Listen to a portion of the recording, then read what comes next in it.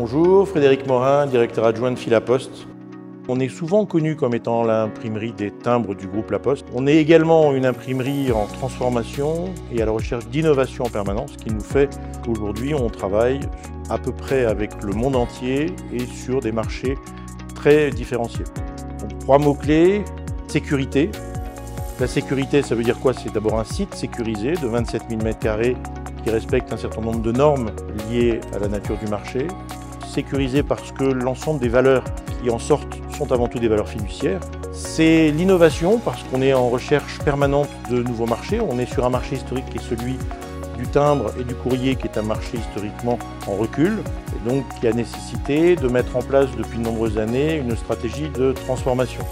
Transformation qui passe d'une part par l'innovation et une part importante accordée aux recherches et développement, qui nous permet d'une part de conquérir des marchés proches des nôtres à l'international, mais aussi sur tout un tas de supports papier qui embarquent des éléments de traçabilité ou de sécurité.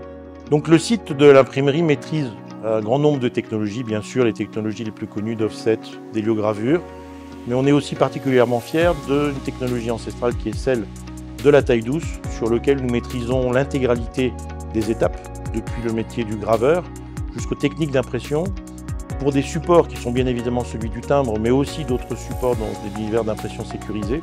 Si on devait résumer, notre atout principal, c'est d'avoir su, décennie après décennie, concentrer sur un petit support de papier un certain nombre d'éléments technologiques qui ont évolué au fil du temps et qui nous permet aujourd'hui de conquérir un grand nombre d'autres marchés qui sont en attente de ces solutions de sécurité.